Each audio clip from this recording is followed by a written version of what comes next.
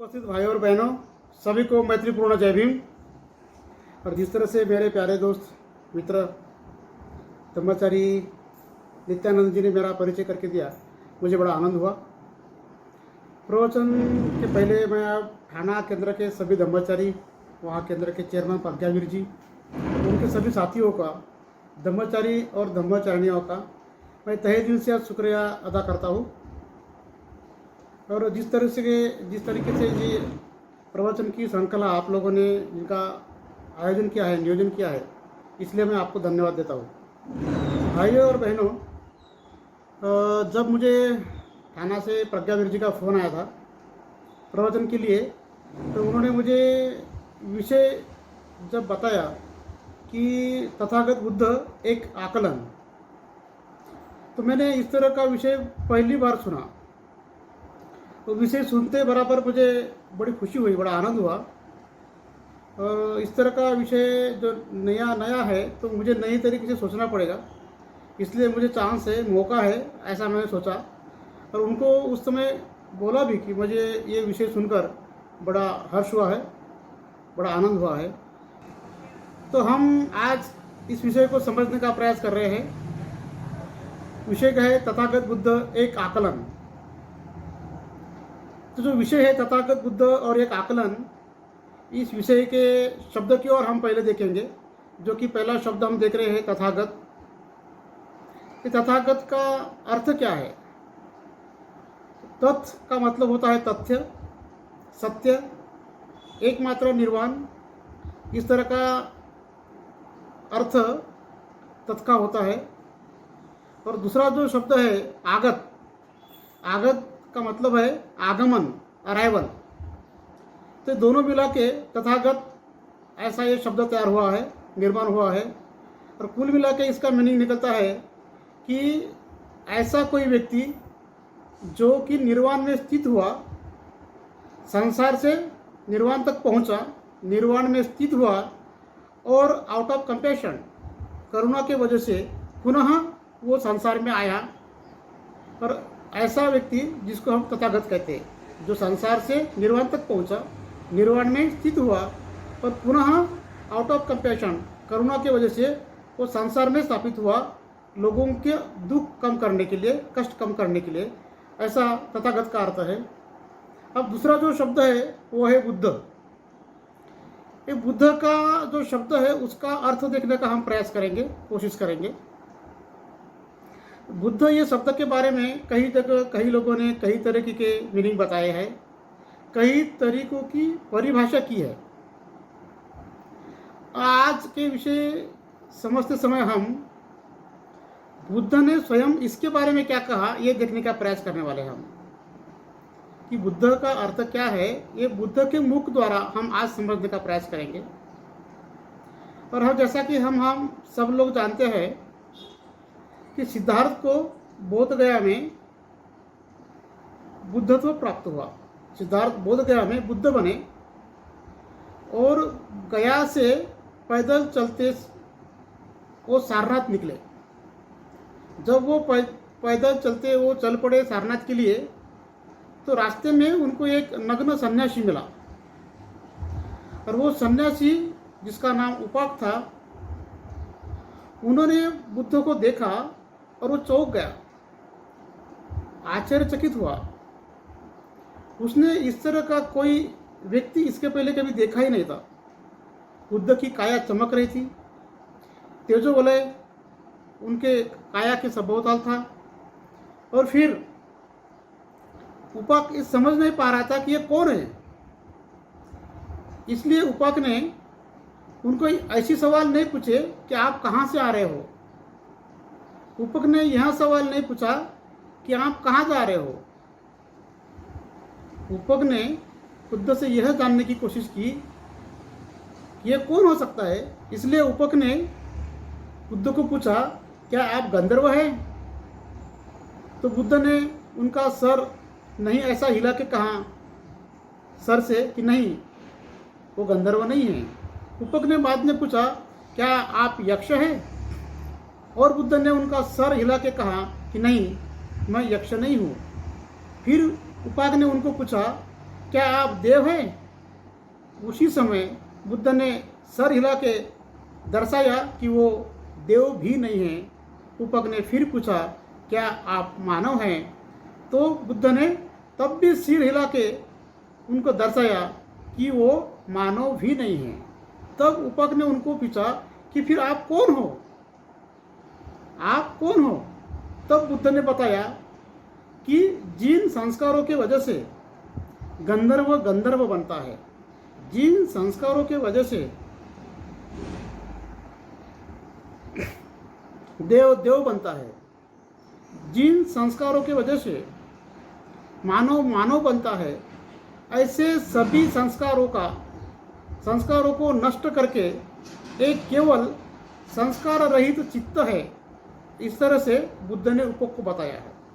हम जानने की कोशिश कर रहे हैं कि बुद्ध का अर्थ क्या है और बुद्ध ने बुद्ध के बारे में बुद्ध का अर्थ किस तरह से समझाया। तो फिर ये उदाहरण से हम देख रहे हैं कि जिसका आकलन करने की बात हम आज करने जा रहे हैं, उसका अर्थ क्या है। तो भगवान बुद्ध इस समय कह रहे हैं कि कौन है? एक संस्कार रहित चित्त की अवस्था है। इस तरह से बुद्ध बता रहे हैं। और एक उदाहरण के माध्यम से हम यह जानने की कोशिश करेंगे, और वो भी उदाहरण हम बुद्ध के मुख के द्वारा सुनने का या समझने का प्रयास करेंगे। वो बात है अंगुलीमाल की। अंगुलीमाल आप सब जानते हो, पूरी स्टोरी तो मैं नहीं बताऊंगा, कि अंगुलीमाल ने बुद्ध को कहा, हे श्रमण रुक जाओ। ऐसा करने के बाद बुद्ध अंगुलीमाल को कहते हैं, मैं तो रुका हूँ, आप ही चल रहे हो। मैं तो रुका हूँ, आप ही चल रहे हो, चल तो आप रहे हो। इस तरह से बुद्ध ने अंगुलीमाल को कहा। तब अंगुलीमाल कहते हैं कि मैं आपके पीछे दौड़ते दौड़ते भला पागल होने को आया हूँ, फिर भी मैं आपके समीप नहीं पहुँच सकता, और आप कह रहे हो कि आप रुके हो। क्या मतलब है यह कहने का आपका कि आप रुके हो? श्रमण, आप श्रमण होके इस तरह से झूठ कैसे बोल सकते हो? तब बुद्ध ने अंगुलीमाल से क्या कहा? तब बुद्ध अंगुलीमाल से कहते हैं कि मैं निर्वाण में स्थित हूँ, मैं निर्वाण में रुका हूँ, और आप भव चक्र में दौड़ रहे हो, भाग रहे हो, चल रहे हो। इसका मतलब बुद्ध का मीनिंग हम बुद्ध के मुख के द्वारा समझने की कोशिश कर रहे हैं। और यहाँ हमें बुद्ध बताना चाहते हैं कि बुद्ध कौन है। तो बुद्ध ऐसी एक मनोवस्था है कि जो निर्वाण में स्थित हुई है। तो हम दो उदाहरण से और खुद मुख के द्वारा हमने ये जानने का प्रयास किया कि बुद्ध क्या है। तो हमें दो चीज़ें मिली। पहले उदाहरण में कि संस्कार रहित चित्त का मतलब बुद्ध है, और दूसरे उदाहरण में बुद्ध ने बताया कि ऐसी कोई स्थिति मन की है कि जो निर्वाण में स्थित हुई है, और इसको बुद्ध कहा जाता है, या यह बुद्ध का अर्थ है। तो बुद्ध का ये कहने का जो मतलब है कि क्या है? निर्वाण में स्थित हो। निर्वाण शब्द के बारे में हम देखते हैं कि कुछ गलत फहमियाँ समाज में दिखाई देती है। निर्वाण यह शब्द का उपयोग समाज में लोग इस तरह से करते हैं जैसा कि वो मृत्यु का समानार्थक शब्द है। जब किसी का मृत्यु हो जाता है तब उसका निर्वाण हो गया, इस तरह से लिखा जाता है। लेकिन निर्वाण का मृत्यु से कोई संबंध नहीं है। बुद्ध को जब निर्वाण प्राप्त हुआ, उसके बाद 45 साल तक बुद्ध ने उनका अनुभव लोगों के साथ बांटा है। और जो अनुभव बुद्ध ने लोगों के साथ बांटा है, वही अनुभव को हम धम्म ऐसा जानते हैं, धम्म करके जानते हैं, धम्म कहते हैं। इसलिए निर्वाण का मृत्यु से कोई संबंध नहीं है। यही बात हमें इस मौके को समझना चाहिए, ऐसा मुझे लगता है। तो भाई और बहनों, हम ये समझने का कोशिश किए कि तथागत का मतलब क्या है और बुद्ध का मतलब क्या है। अभी बात रही है कि बुद्ध का मतलब, तथागत का मतलब हम समझ चुके, तो इसका आकलन किस तरह से किया जाए, तो इसके बारे में भी इसका आकलन किस तरह से किया जाए, ये भी बात हम बुद्ध के मुख के द्वारा समझने का प्रयास करेंगे। इसके लिए एक उदाहरण हम जानने का कोशिश करेंगे, और वो यह है कि हमने ऐसा सुना है कि वक्कली नाम का एक भिक्षु था, वो मृत्यु के समीप आ गया था। मृत्यु के करीब आने के बाद वो वक्कली चाहता था कि बुद्ध के दर्शन करे, बुद्ध को देखे, लेकिन उसकी स्वास्थ्य जो था वो खुद जाके बुद्ध को नहीं देख सकते थे, बुद्ध का दर्शन नहीं ले सकते थे। यह बात भिक्षुओं ने बुद्ध को बताई, और तब स्वयं बुद्ध वक्कली की ओर चल पड़े। और जब वक्कली के पास बुद्ध गए तो वक्कली ने बुद्ध का दर्शन किया, बुद्ध को देखे और बड़े ही संतुष्ट हो गए। उसके बाद वक्कली से बुद्ध कहते हैं कि वक्कली, ये मेरे नष्ट होने वाले शरीर में क्या रखा है, ये मेरे नश्वर शरीर में क्या रखा है, ये तो नाशवंत है। और यदि किसी को बुद्ध को देखना है, यदि किसी को बुद्ध के दर्शन कराना है, तो उसने धम्म के दर्शन करना चाहिए, उसने धम्म को जानना चाहिए, और जो धम्म को जानता है वही बुद्ध को जानता है। तो हम देख रहे थे कि बुद्ध का आकलन कैसा करें। तो बुद्ध ने जो वक्कली को बताया है, स्वयं बुद्ध ने, कि बुद्ध का आकलन यदि किसी को करना है तो उस व्यक्ति ने क्या करना चाहिए, तो उस व्यक्ति ने धम्म का आकलन करना चाहिए। और धम्म का आकलन करने बिना बुद्ध का आकलन नहीं हो सकता। हम यूँ कह सकते हैं कि धम्म के आकलन में ही बुद्ध का आकलन समाविष्ट है, ऐसा हम कह सकते हैं। तो हम देख रहे थे कि बुद्ध का मतलब है निर्वाण, संस्कार मुक्त चित्त की अवस्था, और धम्म है उस अवस्था का आकलन करने का मार्ग, उस अवस्था को आकलन करने का मार्ग, यानी बुद्ध को आकलन करने का मार्ग धम्म है। तो इसका मतलब ऐसा है कि धम्म अभ्यास के द्वारा बुद्ध का आकलन किया जा सकता है, यह बुद्ध ने बताया है। अभी हम जब धम्म अभ्यास की बात करते तब धम्म अभ्यास को हम क्या समझते हैं, क्या समझना चाहिए, ऐसा मैं नहीं कह रहा हूँ। धम्म अभ्यास को हम किस तरह से लेते हैं, किस तरह से समझते हैं, धम्म अभ्यास का अर्थ क्या समझते हैं। तो हमें ऐसी बात नज़र आती है कि हम धम्म श्रवण करते हैं और हमें लगता है कि हम धम्म अभ्यास कर रहे हैं। वास्तव में ये अभ्यास, ये शब्द जो है हिंदी में इसको प्रैक्टिस ऐसा लिया जाता है, मराठी में हम अभ्यास को स्टडी ऐसा लेते हैं, लेकिन हिंदी में इस अभ्यास का मतलब होता है, अभ्यास का मतलब सराव, प्रैक्टिस। लेकिन हम धम्म अभ्यास को किस तरह से लेते हैं, तो धम्म अभ्यास को हम लेते हैं श्रवण, धम्म श्रवण करने को हम कहते हैं या हम समझते हैं ये धम्म अभ्यास है। कोई धम्म देशना देता है और कुछ लोग उनके द्वारा धम्म श्रवण करते हैं। या तो हम किताबें पढ़ते हैं और हमें लगता है कि पढ़ाई के द्वारा हम धम्म समझ रहे हैं, तो जब हम श्रवण करते हैं किसी की धम्म देशना, तब हम समझते हैं कि हम धम्म अभ्यास कर रहे हैं। और हम जब किताबें पढ़ते हैं तब भी हम क्या करते हैं, तो तब भी हम श्रवण ही करते हैं, हम उस समय लेखक को श्रवण करते रहते हैं। अभी हम वक्ता को श्रवण करते हैं, और जब पढ़ाई हम करते हैं तब हम लेखक को श्रवण करते रहते हैं। इसका मतलब धम्म का अभ्यास करते, इसका मतलब है कि हम श्रवण के द्वारा धम्म का अभ्यास करते हैं, ऐसा लगता है हमें। ऐसा कहता है, ऐसा कहा जाता है कि listening is the food of mind. ये श्रवण जो है ये मन का खाद्य है। लेकिन सवाल ऐसा है कि खाद्य हम जब बोलते तो खाद्य किस मात्रा में खाना चाहिए, ये एक सवाल यहाँ उत्पन्न हो जाता है। अभी जब खाद्य हमने कहा तो उसका प्रमाण है कि किस प्रमाण में उसका सेवन किया जाए, अन्न का सेवन किया जाए। तो यदि धम्म की ओर हम देखते हैं और श्रवण करना यानी धम्म को जानना, इस तरह से हम धम्म अभ्यास को लेते हैं, तो फिलहाल हम वास्तविक परिस्थिति की ओर देखें तो हमें ऐसा नज़र आ रहा है कि हम काफ़ी मात्रा में धम्म श्रवण कर रहे हैं। इसका मतलब हमें ऐसा लगता है कि हम काफ़ी मात्रा में धम्म समझ रहे हैं। इसका मतलब ऐसा है कि हम काफ़ी मात्रा में बुद्ध का आकलन करने का प्रयास कर रहे हैं, ऐसा निकलता है उसका मतलब।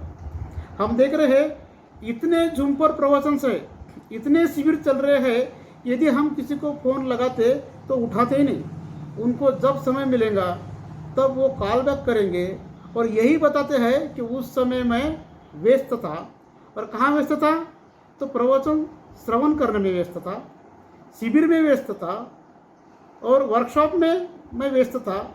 इसका मतलब अभी की जो परिस्थिति है, अभी इस परिस्थिति में हम देखेंगे तो बहुत सारे लोग धम्म श्रवण करने में, धम्म जानने में, धम्म का अभ्यास करने में व्यस्त है। इसका मतलब ऐसा है कि ये सब लोग बुद्ध का आकलन करने में व्यस्त है। लेकिन इसमें महत्व की बात है कि हमने कितना श्रवण करना चाहिए, क्योंकि यदि हम ये समझते हैं कि listening is the food of mind, तो और यदि फूड है और हम उसको सेवन कर रहे हैं तो उसकी मात्रा की ओर हमें ध्यान देना बहुत ज़रूरी है। यदि आप जानते हैं कि सही मात्रा में हमने भोजन का सेवन नहीं किया तो उसका परिणाम क्या हो सकता है?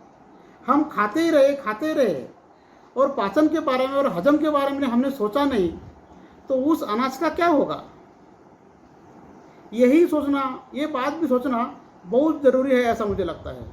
तो हमने डाइजेशन का बारे में सोचना चाहिए, हम पाचन के बारे में सोचना चाहिए, हजम के बारे में हमने सोचना चाहिए, ऐसा मुझे लगता है। और फिर जब श्रवण की बात हम करते हैं और भोजन की हम बात जब करते हैं, तो भोजन को पाचन करते वैसा हम श्रवण को कैसा पाचन करें? तो जब हम धम्म का अभ्यास करते हैं, इसका मतलब जब हम धम्म को श्रवण करते हैं, उसके बाद में हमारी जिम्मेदारी बनती है तो उस पर चिंतन करें। श्रवण को हम प्रज्ञा कहते, श्रुतमय प्रज्ञा। लेकिन श्रुतमय प्रज्ञा, जब तक हम खुद का चिंतन नहीं करते तब तक जो हमने सुना है, जिस धम्म को हमने श्रवण किया है, वो बात हमारी नहीं बनती, वो बात बताने वाले की रहती है, वो बात बुद्ध की रहती है, वो बात किताब में लिखे वाले कोई लेखक की रहती है। लेकिन वो बात सुनने वाले की, श्रवण करने वाले की तब तक नहीं बनती जब तक हम स्वयं उस पर चिंतन नहीं करते। तो धम्म का अध्ययन यानी धम्म के द्वारा बुद्ध का आकलन करना है, तो धम्म श्रवण करने से बात बिल्कुल नहीं बनेगी।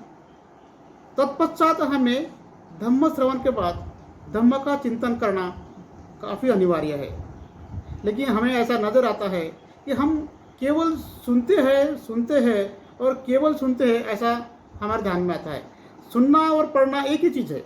जैसा कि मैंने बोला कि हम सुनते हैं तो वक्ता को सुनते हैं और जब पढ़ते हैं तो हम लेखक को सुनते हैं। लेकिन हम कितने साल सुनने तक ही रहेंगे, श्रवण तक ही रहेंगे, तो तब तक हम इस पर चिंतन नहीं करेंगे और चिंतन के बाद उसका अनुभव नहीं करेंगे, तब तक ये तत्व जो है, ये धम्म जो है, इसके द्वारा हम बुद्ध को आकलन नहीं कर सकते। अभी बुद्ध के बारे में हम जब सोचते हैं कि सिद्धार्थ बुद्ध बने, इसका मतलब क्या हुआ कि सिद्धार्थ ने अनुभव किया। सिद्धार्थ ने बुद्ध बने मतलब अनुभव किया। किस चीज़ का अनुभव किया? पूरा धम्म उन्होंने अनुभव किया। लेकिन ऐसे कहते हैं कि जब सिद्धार्थ बुद्ध बने तो उन्होंने देखा है। उन्होंने क्या देखा है? कि ये सभी जीव मात्रों को देखा है कि ये सब जीव मात्र उनके बुरे कर्मों का वजह से कैसे पीड़ित है। सिद्धार्थ जब बुद्ध बने तब उन्होंने देखा है कि ये लोग कैसा अपने अच्छे कर्मों से सुख भोग रहे हैं। तो कर्म और पुनर्भव न केवल इंसान बल्कि सभी प्राणियों के बारे में, उनके जन्मों के बारे में, और सिद्धार्थ बुद्ध के बनने के बाद खुद के जन्मों के बारे में वो देख सकते थे। और ये उनका अनुभव है। और जब सिद्धार्थ बुद्ध बने और बुद्ध बनने के बाद उन्होंने धम्म का प्रचार किया। इसका मतलब उन्होंने क्या किया कि सिद्धार्थ बुद्ध बने तो बुद्धत्व का जो अनुभव है वो अनुभव सिद्धार्थ ने बुद्ध बनने के बाद लोगों के साथ बांटा। वो अनुभव को हम धम्म बोलते हैं। यदि हम बुद्ध का आकलन करना चाहते हैं तो हमको श्रवण के बाद चिंतन करना होगा, और चिंतन करने के बाद वो चिंतन से वो तत्व का अनुभव स्वयं को लेना होगा। और इस तरह से हम जब करेंगे तभी हम सही मायने में धम्म रत्न के द्वारा बुद्ध का आकलन कर सकते हैं। लेकिन हम अभी देख रहे वो स्थिति है, हमारा पूरा जोर केवल धम्म पढ़ने में या तो धम्म श्रवण करने में लगा हुआ है। ऐसा है कि धम्म को तरापा कहा जाता है, जिसके द्वारा, और जीवन जो है वो एक नदी समान है। जीवन एक नदी समान है और धम्म एक तरापा है। और जहाँ अभी हम हैं फिलहाल वर्तमान काल में, हम जहाँ भी है वो इस नदी का किनारा है, जिसे हम समझ सकते हैं कि ये संसार है। और नदी को और एक किनारा है जिसे हम कह सकते हैं को निर्वाण है। नदी हमारा जीवन है और हम संसार से निर्वाण की ओर जाने का प्रयास करते हैं। मतलब इस किनारे से नदी के उस किनारे तक हम जाने का प्रयास करते हैं, और इस किनारे से उस किनारे तक जाने के लिए, संसार से निर्वाण तक जाने के लिए हमें तरापे की जरूरत है, और वो तरापा है धम्म। और हम जब इस तरापे में बैठते हैं, संसार से निर्वाण की ओर हम प्रवास शुरू करते हैं, उसके बाद में हम कुछ अंतर पास करने के बाद हमें बड़ी मज़ा आती है। वो नदी में तैरने में, घूमने में, फिरने में, वो तरापे में हमें बड़ा आनंद मिलता है। ये धम्म का स्वभाव ही है आनंदित रहना, आनंद देना। इसलिए जब ये तरापे में, ये धम्म के तरापे में हम बैठते हैं और निर्वाण की दिशा में जब हम प्रवास करना चालू कर देते हैं, और हम कुछ हद तक जब हम आगे बढ़ते हैं, तो धम्म का श्रवण करने से, धम्म का आचरण करने से, धम्म का अभ्यास करने से इस तरापे में बैठकर हमें बड़ा आनंद मिलता है। लेकिन आगे होता है क्या, ये आनंद में हम वो नदी में घूमते रहते हैं, आनंद लेते ही रहते हैं। लेकिन ज़्यादा आनंद लेने से हम यह भूल जाते हैं कि हमारा उद्देश्य किनारा है, हमारा उद्देश्य तरापा नहीं है। लेकिन कभी कभी इस आनंद की वजह से हम ये जो तरापा है, जो निर्वाण का साधन है, ये तरापे को ही हम साध्य समझकर बैठते हैं। ये तरापे को साधन के जगह साध्य समझ बैठते हैं, और फिर धम्म का अभ्यास में रुचि लेकर, आनंद लेके प्रवचन सुनने में, पढ़ाई करने में और प्रवचन देने में हम आनंद लेते रहते हैं। इसका मतलब है कि हम किनारा भूल जाते हैं और तरापा जो कि हमारा साधन था उसको साध्य समझकर बैठते हैं, और इसलिए हम चिंतन के श्रवण के आगे नहीं बढ़ते हैं। और जब तक हम श्रवण के आगे बढ़ेंगे नहीं और चिंतन नहीं करेंगे, तो चिंतन करने के बाद वो स्वयं का आचरण का अनुभव जब तक बनेगा नहीं, तब तक सही मायने में धम्म रत्न के द्वारा बुद्ध का आकलन नहीं कर सकते हैं। भंते जी जिनका उनके साहित्य में जिक्र करते हैं, वो रमन महर्षि के बारे में कहा जाता है। वो रमन महर्षि के साथ उर्गेन भंते संघरक्ष जी ने कई साल बिताए, और वो उनका अनुभव बताते कि रमन महर्षि के साथ रहने से शांति की लहरें, वाइब्रेशंस उनके सानिध्य में जो जो जाते थे वो अनुभव करते थे।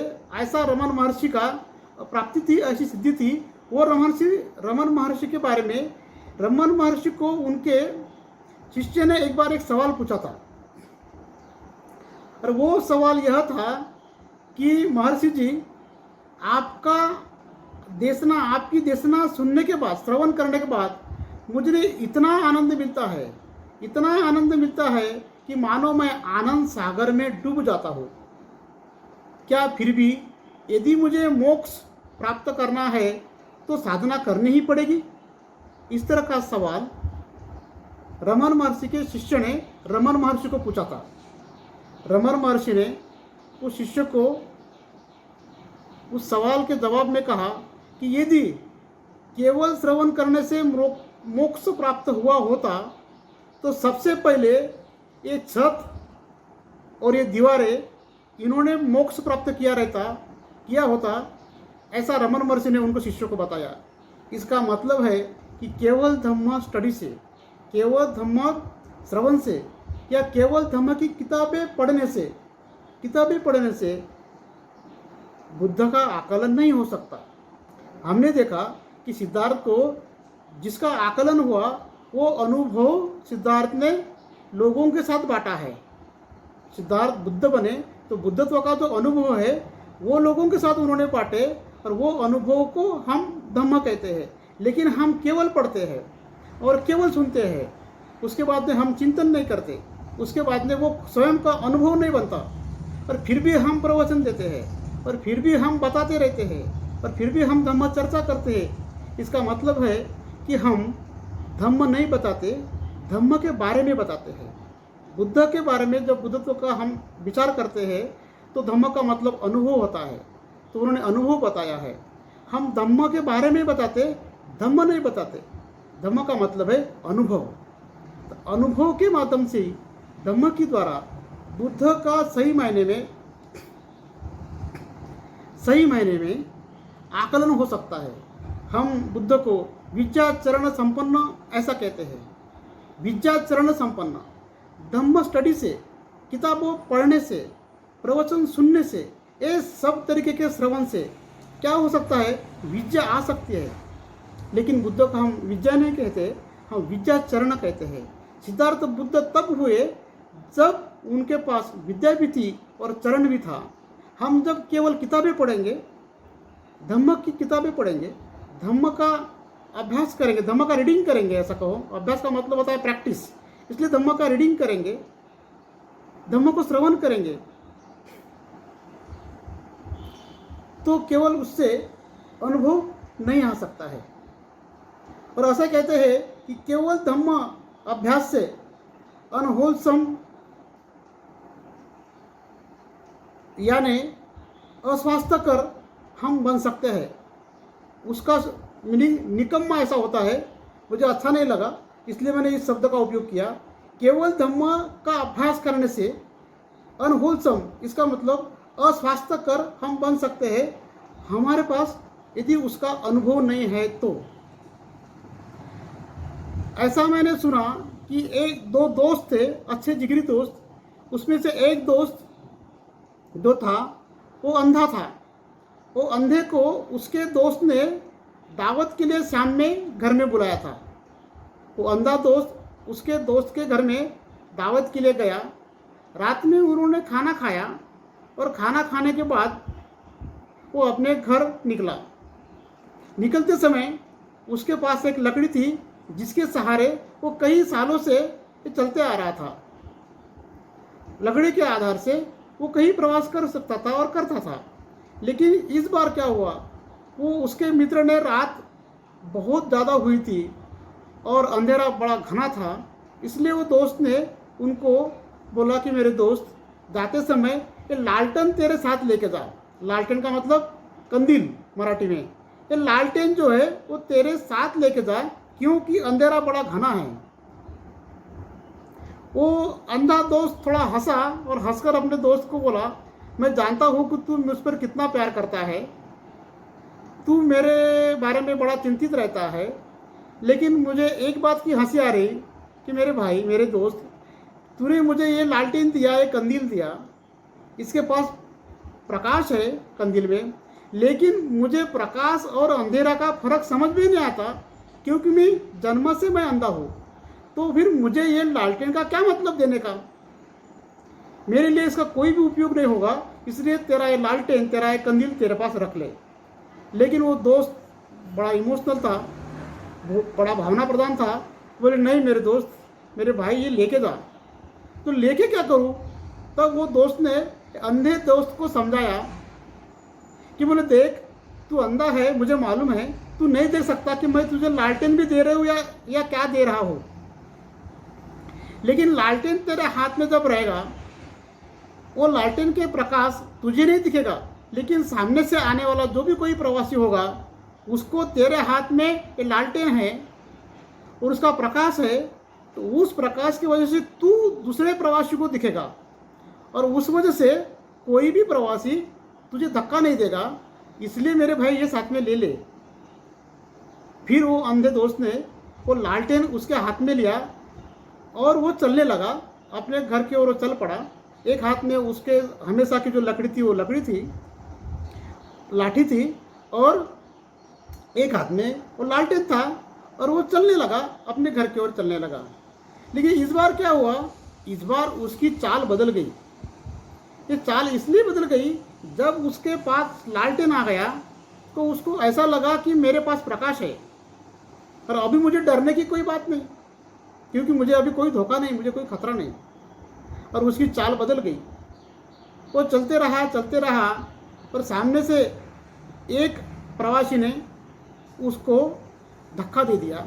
वो नीचे गिर गया।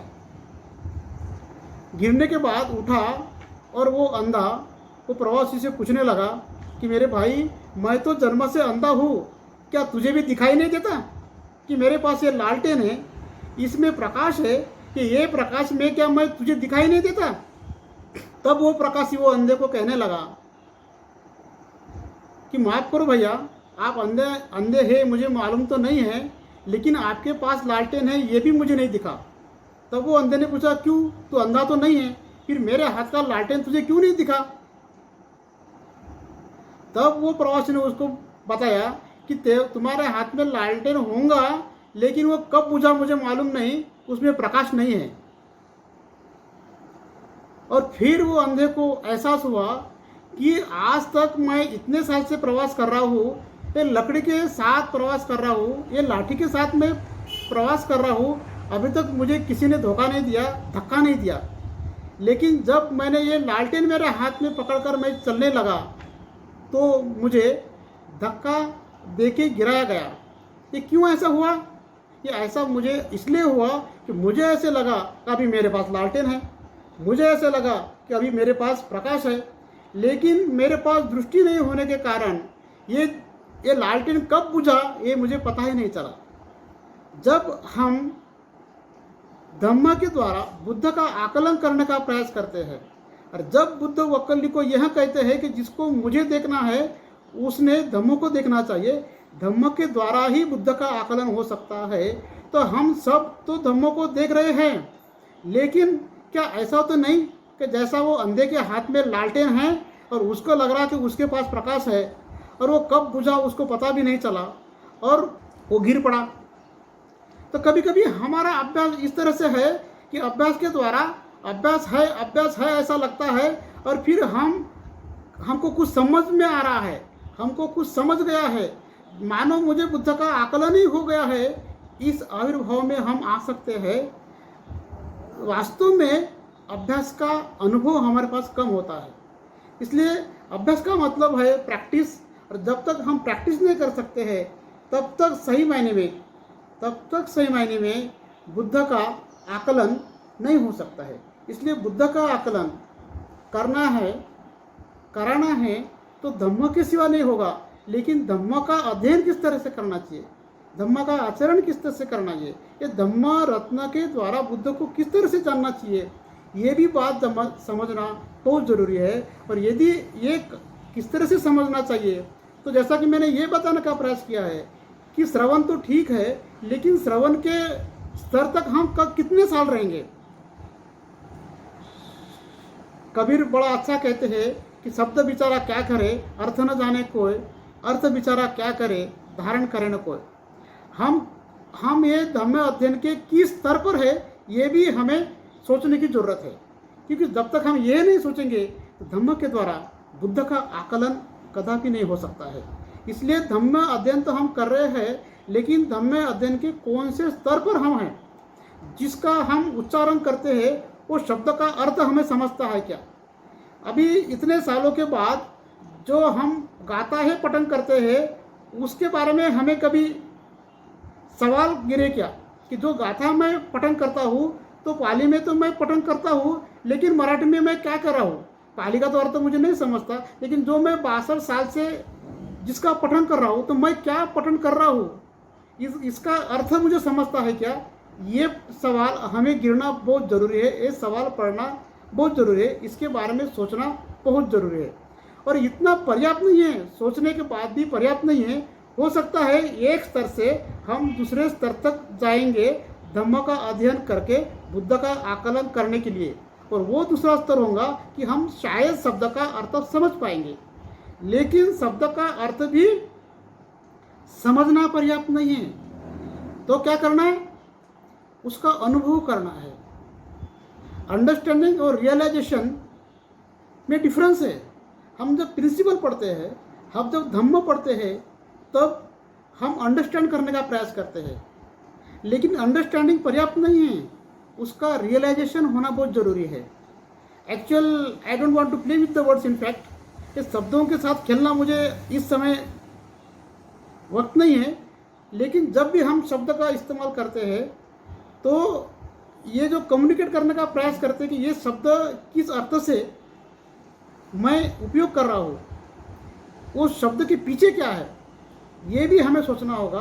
और केवल इतना सोचने से धर्म का अध्ययन पूरा नहीं होगा, तो उसका अनुभव मेरा क्या है, उसके बारे में मेरा अनुभव क्या है, ये सोचना पड़ेगा। और यदि इस तरह से हम नहीं सोचते, तो हम जब धम्म पढ़ाते हैं और जैसा हमें लगता है कि मैं धम्म पढ़ाता हूँ, इसका मतलब है कि मेरी गलत फहमी है। मैं धम्म नहीं पढ़ा सकता हूँ, मैं धम्म के बारे पढ़ा सकता हूँ। मैं धम्म नहीं पढ़ा सकता हूँ, धम्म के बारे में पढ़ा सकता हूँ। धम्म का अर्थ है अनुभव, धम्म का अर्थ है अनुभव। बुद्ध ने जो अनुभव किया वो लोगों के साथ किया, वो लोगों के साथ उन्होंने बांटा है। तो धम्म का मतलब यदि अनुभव होगा, तो धम्म केवल अंडरस्टैंड करने से नहीं होगा, उसको रियलाइजेशन करना होगा। तो जब जितना आप रियलाइजेशन करोगे, उतना अपनी जो वाणी है उसमें शक्ति आएंगी, पावर आएगा, और सुनने वाले को भी उसमें कुछ फील हो सकता है। तो ये थिंक और फील का डिफरेंस है। धम्म हमें केवल थिंक नहीं करना है, हमें फील करना है। धम्म एक भावना है, धम्म एक भाव है, धम्म एक विचार नहीं है केवल। बुद्ध एक विचार नहीं है केवल, बुद्ध एक भाव है। और बुद्ध एक भाव है, विचार नहीं है, ये थॉट नहीं है, फीलिंग्स है। ये जानने के लिए कि ये कैसा सही है, ये बुद्ध की ओर और एक बार हम जाते हैं। हम सबको ये बात मालूम है, पता है कि आनंद को बुद्ध ने क्या कहा था। जब हम ऐसा बताते हैं कई बार कि जब आनंद ने अपने स्वयं के चिंतन से यह जाना था कि मैत्री आधा धम्म है, और वो भगवंत को बुद्ध के साथ ये अपना विचार व्यक्त कर रहे थे और कहे कि बुद्ध भगवंत, ऐसा मुझे लगता है कि मैत्री आधा धम्मा है। तब बुद्ध ने आनंद से कहा, नहीं आनंद, इस तरह से मत कहो, मैत्री आधा धम्मा नहीं है, मैत्री पूरा धम्म है। ये बुद्ध का कहना है, का मतलब है कि मैत्री एक भाव है, मैत्री विचार नहीं है, मैत्री एक भाव है। और ये जो मैत्री का भाव है, सिद्धार्थ वो भाव में परिपूर्ण थे, पारमिता थी, वो पूरी हुई थी। इसलिए जब हम यह समझने का प्रयास करते कि बुद्ध क्या है, तो बुद्ध का मतलब है कि बुद्ध एक भाव है, बुद्ध एक इमोशंस है, बुद्ध एक भावना है, और वो मैत्री की भावना है, वो करुणा की भावना है। और इसका मतलब है कि हम जब धम्म पढ़ाने की कोशिश करते हैं, तो क्या कम्युनिकेट होना चाहिए, हमारा भाव कम्युनिकेट होना चाहिए, हमारे विचारों के द्वारा, हमारे प्रवचन के द्वारा। और श्रवण करते समय भी न केवल हम विचारों को श्रवण करें, लेकिन भाव को भी समझने की, फील करने का प्रयास हम लोगों ने करना चाहिए। तब ये बुद्ध का धर्म, बुद्ध का अनुभव, बुद्ध का आकलन हमें सही मायने में हो सकता है। ये आकलन करना बड़ा कठिन है, ऐसा हमने कई बार सुना है। और बाबा साहब स्वयं कहते हैं कि सभी धर्मों का अभ्यास करने के बाद बाबा साहब ने कहा कि बौद्ध धर्म सबसे आचरण के लिए कठिन है, बौद्ध धर्म सब धर्मों में आचरण के लिए बहुत कठिन है, ऐसा बाबा साहब खुद कहे थे। इसलिए यदि ऐसा पूछा जाए कि ये बुद्ध का आकलन करने के लिए कितना समय लगेगा, कि उतने समय में बुद्ध का आकलन यदि कोई करना चाहता है तो कर सकता है। तो भंते कहते हैं it takes place in the twinkling of an eye. Buddha का आकलन करने के लिए कितना समय लग सकता है, ये यदि जानना है तो भंते संगरक्षित जी कहते हैं इट टेक्स मीन्स बुद्ध का आकलन करने के लिए कितना समय लगता है। इट मीन्स आकलन, रियलाइजेशन ऑफ बुद्धहुड। तो बुद्धहुड का रियलाइजेशन करने के लिए कितना समय लगता है, इस तरह का सवाल यदि किए तो भंते महासवी संगरक्षित जी कहते हैं it takes place in the twinkling of an eye. जैसा कि एक पल में बुद्धत्व का आकलन हो सकता है, बुद्ध का आकलन हो सकता है, ऐसा भंते संगरक्षित जी कहते हैं। अभी ये कैसा सही है ये समझने के लिए और एक उदाहरण मैं आपके सामने रखने का कोशिश करूंगा। यदि बुद्ध के जीवन के और हम जब देखते हैं तो कई ऐसे एग्जाम्पल से, लेकिन एक एग्जाम्पल और सभी एग्जाम्पल एक ही चीज़ बताते हैं। इसलिए एक उदाहरण, हम उदाहरण के द्वारा यह बात समझने की कोशिश करेंगे कि कैसा एक पल में बुद्ध का आकलन हो सकता है। और ये स्टोरी आपको बताऊंगा, आप सभी को मालूम होगा कि बाह्य बुद्ध की शिक्षा जानने के लिए बड़ा आतुर था। वो बिहार में गए, उनको पता चला कि बुद्ध भिक्षाटन के लिए चल पड़े, तो उस दिशा से बाह्य गए और उन्होंने बुद्ध से मिले हो, तो बुद्ध को उन्होंने याचना की कि भगवान मुझे शिक्षा दो। भगवान ने सुना, लेकिन भगवान ने कुछ नहीं कहा। दूसरी बार बाह्य ने बुद्ध से कहा भगवान मुझे शिक्षा दो। दूसरी बार भगवान ने सुना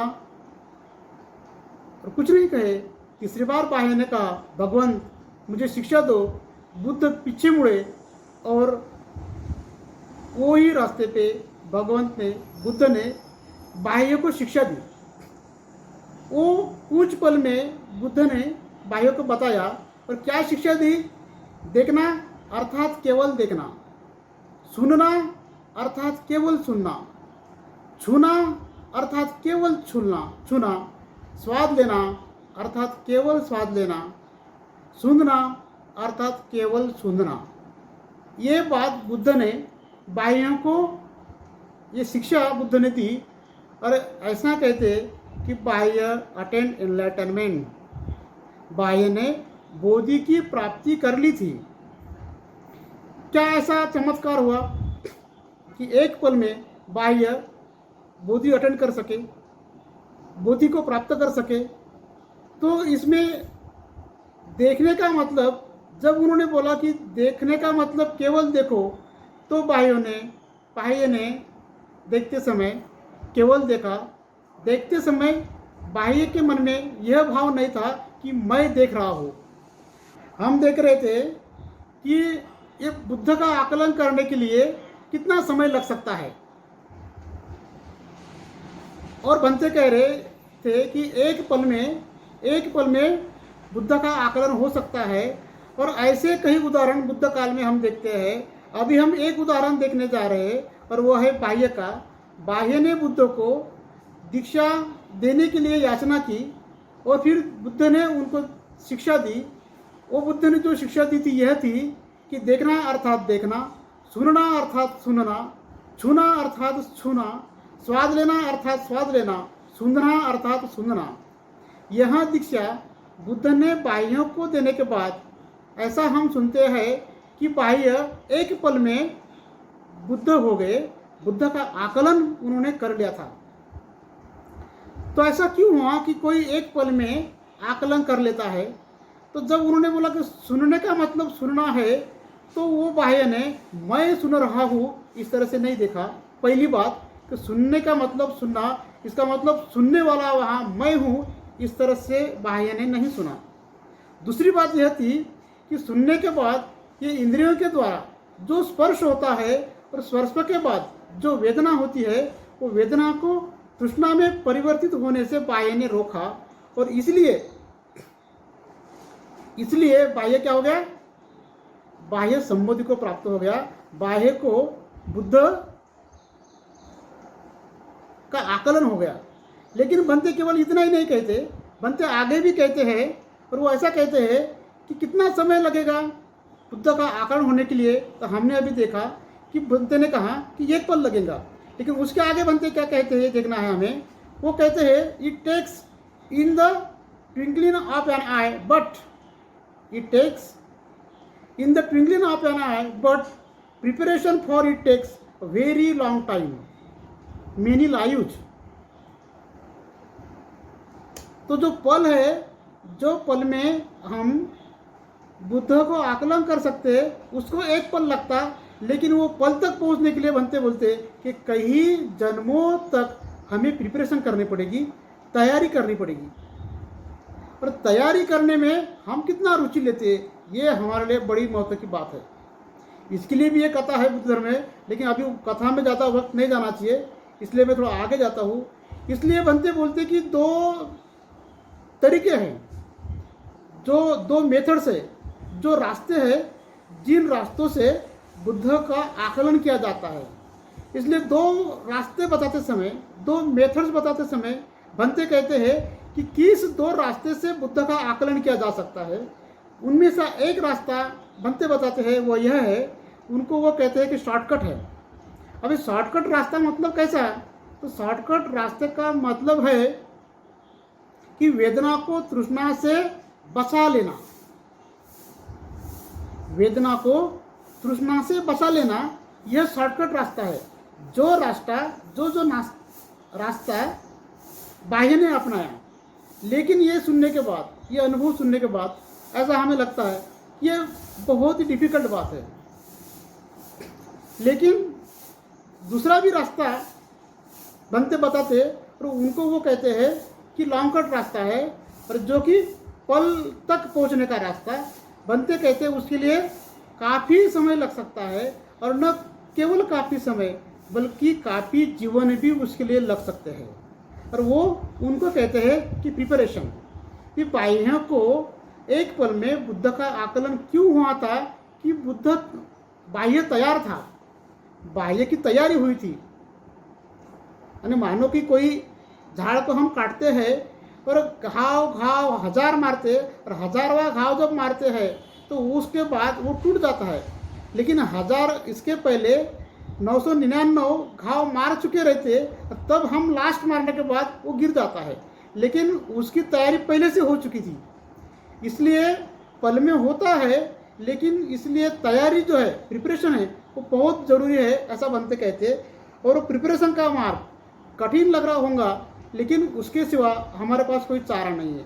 और प्रिपरेशन का मार्ग जो लंबा मार्ग बनते कहते बुद्ध के आकलन का, वो कौन सा है ये बताते समय बनते कहते कि वो मार्ग है ऊर्ध्वगामी चक्राकार मार्ग। अभी ये मार्ग पर हम किस तरह से चलते हैं, ये मार्ग पर हम किस तरह से चलते हैं, तो पहले और एक बार हम शॉर्टकट के और जाएंगे। जो मार्ग बाह्य ने अपनाया था, बाह्य ने कौन सा मार्ग अपनाया था, शॉर्टकट मार्ग। और कौन सा मार्ग था, वेदना को तृष्णा से बचाने का। हम देख रहे थे एक लंबा रास्ता, जिस रास्ते से हम बुद्ध का आकलन कर सकते हैं, और बनते वो रास्ते को कहते हैं कि ऊर्ध्वागार चक्राकार मार्ग। तो ये जब वेदना से हम तृष्णा को रोकते, उस समय क्या होता है कि जब दुख से हमें श्रद्धा उत्पन्न होती है, वेदना से हम दुख, वेदना मतलब दुख, ये दुख से श्रद्धा उत्पन्न होती है। श्रद्धा से आनंद, प्रीति, प्रसक्ति, सुख, समाधि, यथाभूत ज्ञान दर्शन, विविधा, वैराग्य, विमुक्ति और आश्रवक्षय ज्ञान। आश्रवक्षय ज्ञान का मतलब है कि आसव जो है, तृष्णा का त्याग, उसे कहा जाता है कि ये बुद्ध है। और इस तरह से इस मार्ग का अवलंब करने से हम बुद्ध का आकलन कर सकते हैं, ऐसा बनते ये लॉन्ग कट बताते हैं। लेकिन इसके लिए हमें भवचक्र का अभ्यास करना बहुत ज़रूरी है। इसके लिए हमें माइंडफुलनेस की प्रैक्टिस करना बहुत ज़रूरी है। इसलिए अभ्यास का मतलब, जैसा हिंदी में प्रैक्टिस कहते हैं, इस तरह से यदि हम लेते हैं तब और तभी हम ये बुद्ध का कहना जो उन्होंने वक्कली को कहा था वो कहना हम समझ सकते हैं। हमने यह बात देखी है कि बुद्ध ने वक्कली को कहा था यदि बुद्ध का आकलन करना है, बुद्ध को जानना है, बुद्ध का दर्शन करना है तो ये तो देह नश्वर है, ये विनाशकारी है, आप क्या करो, धम्म का आकलन करो। लेकिन यह बुद्ध की बात हम सुन सकते हैं लेकिन समझने के लिए बड़ी कठिन है। क्यों? ये धम्म का आकलन करने का मतलब क्या है कि हम धम्म का आकलन तब कर सकते हैं और धम्म के द्वारा बुद्ध का आकलन तब कर सकते हैं जब हम स्वयं का भवचक्र समझते हैं। हम स्वयं का भवचक्र समझने का मतलब है कि स्वयं का वर्तमान हम सब समझ सकते हैं। भवचक्र जो है वो 4 चीज़ों का प्रतिनिधित्व करता है। हम सब भवचक्र में फंसे हैं, जैसे कि बाह्य फंसा था लेकिन वो एक पल में बाहर निकल गया, वैसे हम सब भवचक्र में फंसे हैं। लेकिन भवचक्र 4 चीज़ों का दर्शन देता है। वो पहली चीज़ है वो जन्म, दूसरी चीज़ है जीवन, तीसरी चीज़ है मृत्यु और चौथी जो चीज़ है वो है पुनर्भव। ये 4 चीज़ों में हम भवचक्र में फंसे हुए हैं। ये हम जब तक जानते नहीं कि हम फंसे हुए हैं तब तक हमें ऐसा लगेगा नहीं कि हमें बाहर निकलना चाहिए। लेकिन कितने लोगों को धम्म का अभ्यास करते समय ऐसा लगता है कि हम भवचक्र में फंसे हैं, मैं खुद भवचक्र में फंसा हूँ, ऐसा कितने लोगों को लगता है। ये एक बड़ा अच्छा उदाहरण मैंने सुना है।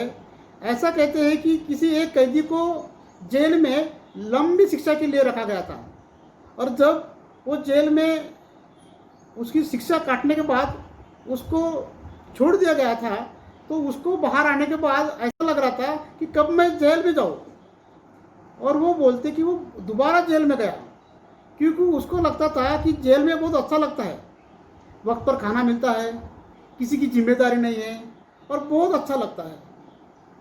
तो वैसा जेल में रहने के बाद जैसा उसको लगता है वैसा हम इस संसार में रहने के बाद हमें ये संसार बड़ा अच्छा लगने लगता है। और बुद्धत्व का मतलब हमने देखे है कि संसार मुक्त चित्त की अवस्था बुद्ध ने बताया है। जब उन्होंने अंगुलीमाल को जब पूछे यार, जब वो उपाक ने उनको पूछा कि बुद्ध का मतलब क्या है, बुद्ध क्या है, तो उन्होंने क्या बताया? उन्होंने बताया है कि जिन संस्कारों से गंधर्व गंधर्व बनता है, जिन संस्कारों से देव देव बनता है, जिन संस्कारों से मानव मानव बनता है, इन सभी संसारों का नष्ट जिसने किया है ऐसा असंस्कारित चित्तमय हूँ। तो हम भवचक्र में है, इसका मतलब हम सब संस्कारित जीवन में है। तो हम संस्कारित जीवन में हैं, इसका मतलब हम भवचक्र में हैं।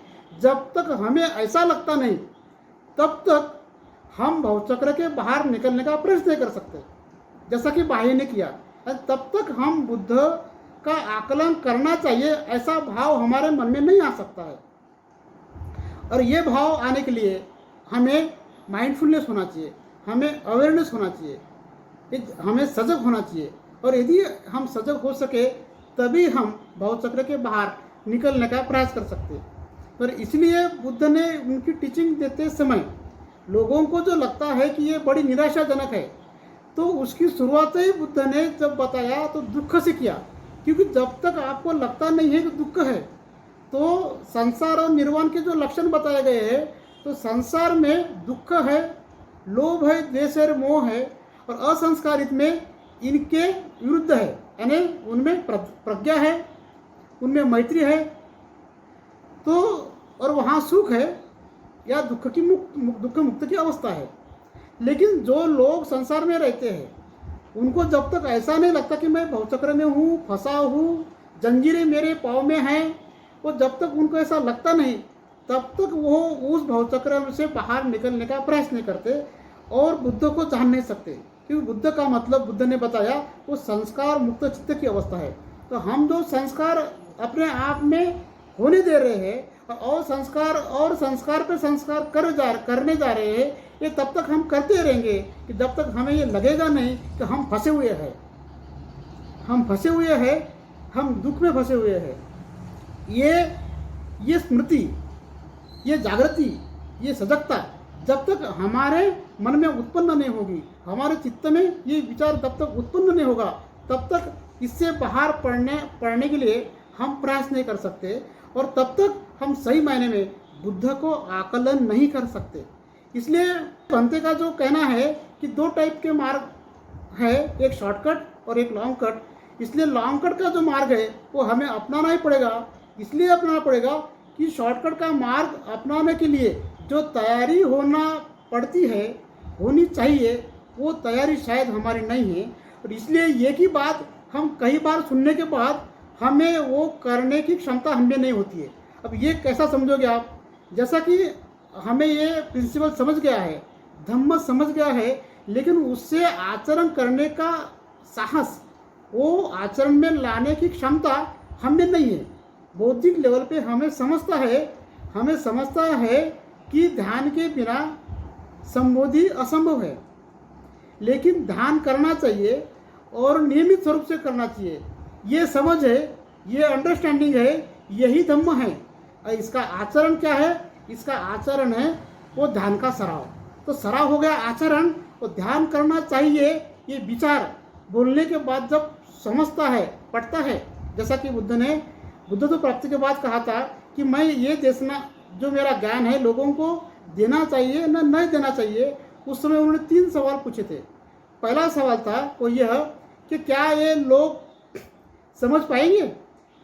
दूसरा सवाल था यदि ये लोग समझ सके तो क्या इसका ये स्वीकार कर सकेंगे। और तीसरा सवाल था बुद्ध का, और यदि इन्होंने स्वीकार भी कर लिया तो क्या इसका ये आचार कर पाएंगे। तो ये सवाल बुद्ध के मन में थे। यही सवाल अभी भी है कि धम्म हम जब कहते हैं और जब हम पढ़ते हैं और सुनते हैं तो पहला यही सवाल है, क्या वो हम समझ सकते हैं। और यदि हम समझ सकते हैं तो क्या उसका स्वीकार कर सकते हैं। और यदि हम स्वीकार कर सकते हैं तो क्या हम उसका आचार कर सकते हैं। तो धम्म का मतलब है, समझो हमें यह समझ में आ गया है कि साधना के सिवा जब हम ये देखते हैं कि सिद्धार्थ बुद्ध बना, कैसे बना, किस माध्यम से, कि संबोधि के माध्यम से सिद्धार्थ बुद्ध बना। ये हो गया धम्म, ये हो गया विचार। अभी मैंने ये विचार आपको बोला तो ये कहने सुनने के बाद तो क्या लोगों को ये समझेगा? तो ये मानो कि आपको ये समझ गया, लेकिन इसका स्वीकार करोगे क्यों? कि सिद्धार्थ बुद्ध संबोधि से बना, समाधि से बना। तो समाधि के सिवा सिद्धार्थ बुद्ध नहीं बना। बुद्धत्व का आकलन सिद्धार्थ को समाधि के बिना नहीं हुआ। ये एक विचार है, यही विचार धम्म है। मैं बता रहा हूँ तो बताते समय आप सुन रहे हो, तो क्या आपको समझ रहा है? और यदि समझ रहा है तो क्या आप इसका स्वीकार कर सकते हो? और यदि स्वीकार करने के बाद क्या इसका आचार कर सकते हो? तो देखो भाइयों, हमें ये बात समझ में आती है। ऐसा लगता है कि आज से मैं करूँगा। हम शिविर करते हैं, ऐसा लगता है कि मैं संकल्प करता हूँ, इसके बाद में मैं हर दिन नियमित स्वरूप से साधना करूँगा, नियमित स्वरूप से ध्यान करूँगा, लेकिन वो हमसे होता नहीं है। तो ये तब होता नहीं है, और नहीं होने के कारण हमारी क्षमता बढ़ती नहीं है। ये तत्वों को आचरण में लाने की हमारे अंदर क्षमता निर्माण नहीं होती है। इसलिए भंते कहते हैं कि धम्म यानी मतलब principle putting into the practice is 100 times difficult. Dhamma है जिसके द्वारा हमें बुद्ध का आकलन करना है। ये हम पढ़ सकते, लेकिन इसको रियलाइज करना, you can understand but to realise is 100 time difficult, ऐसा भंते कहते हैं। और इसलिए इस बारे में ये सुनकर भंते कहते हैं निराश होने की कोई ज़रूरत नहीं, निराश होने की कोई ज़रूरत नहीं। उनका एक लास्ट कुछ लाइन्स है भंते के, वो पढ़कर मैं ये अपना प्रवचन की समाप्ति करने वाला हूँ। भंते की कुछ लाइन्स है, वही लाइन्स है, थोड़ा आगे और कुछ पढ़ा है मैंने। तो वो कहते हैं द कल्मिनेटिंग एक्सपीरियंस में come suddenly in a flash. यानी कल्मिनेटिंग एक्सपीरियंस मतलब कि एक्सपीरियंस का समापन, अनुभव का समापन। अनुभव का समापन का मतलब क्या है कि अनुभव का समापन मतलब जिसको मराठी में कळस बोलते हैं, अत्युच्च अनुभव। कल्मिनेटिंग एक्सपीरियंस में come suddenly in a flash, ये एक सेकंड में, एक फ्लैश में आ सकता है। But process of building up to that experience, लेकिन वो एक्सपीरियंस के लिए जो प्रक्रिया लगती है, जो प्रोसेस लगती है, यही प्रोसेस की बात कर रहे हैं हम, यही तैयारी की बात कर रहे हैं हम कि तैयारी लगती है। और तैयारी के लिए बनते कहते हैं कि ऊर्ध्वगाम मार्ग जो है, लंबा मार्ग, लॉन्ग कट, इसकी हमें ज़रूरी है, क्योंकि हमें वो क्षमता नहीं है जो कि आचरण के बिना आ नहीं सकती है, और आचरण के बिना क्षमता नहीं आ सकती है, और क्षमता के बिना आचरण नहीं आ सकता। ये दो चीज़ें परस्पर अवलंबन है। तो बनते कहते हैं कि कल्मिनेटिंग एक्सपीरियंस में come suddenly in a flash, एक फ्लैश में ये समापन का अनुभव आ सकता है, लेकिन but process of building up to that experience takes very long time. वो पल तक पहुंचने की जो प्रक्रिया है, वो प्रक्रिया बनते कहते कि बड़ी ही लंबी है, लेकिन आगे बनते जो कहते वो बहुत ही महत्व की बात है। ये बताकर मैं समाप्त करने वाला हूँ। आगे कहते बनते, लेकिन but if you believe that the experience itself is worthwhile, it is indeed the only truly meaningful aim of human life. लेकिन ये कितना भी लंबा रास्ता रहा, कितना भी लंबा रास्ता रहा, लेकिन यदि आप इस पर भरोसा करते हैं, यह बात को मानते हैं कि यही करने का मतलब मेरे जीवन का सार्थक करना है, ऐसी बात को यदि आप स्वीकार करते हैं, यानी मतलब बुद्ध का अवलोकन करना ही मेरे जीवन का सार्थक है, ये बात आप मानते हो, ये बात को यदि स्वीकारते हो, इस बात को यदि मान्यता देते हो, तो वो बोलते हैं कि it is indeed the only truly meaningful aim of human life. वो कहते हैं कि यही मनुष्य जीवन का वास्तव में अर्थपूर्ण उद्देश्य हो सकता है। तो यह अर्थपूर्ण उद्देश्य हमने रखने के बाद ये बुद्धत्व का आकलन हम कब होगा, वो हम अपने अपने तैयारी पे छोड़ देंगे, लेकिन ये तैयारी ही मेरे जीवन का सार्थक है। बुद्ध का आकलन ही मनुष्य मात्र के जीवन का सार्थक है, यही उसका मीनिंगफुल एम है, यही उसका अर्थपूर्ण उद्देश्य है मनुष्य के जीवन का।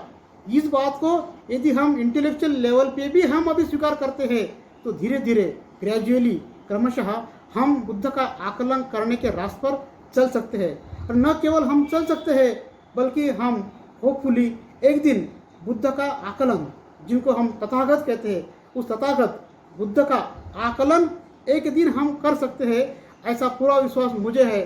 और ऐसा लगता है मुझे कि आप सभी को भी इस तरह का विश्वास जरूर होगा। और यदि इस तरह की श्रद्धा, इस तरह का बिलीव, इस तरह से विश्वास हम रखते हैं, तो मुझे लगता है कि जो विषय बड़ा नया विषय था, जब मैंने सुना बड़ा खुश हुआ था मैं, और उस वजह से मुझे कुछ चिंतन करने का मौका मिला, उसके विषय के बारे में सोचने का मौका मिला।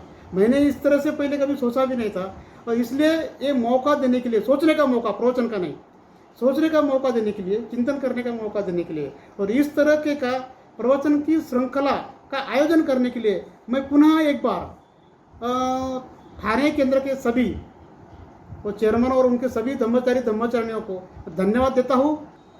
नमो बुद्धाय, जय भीम।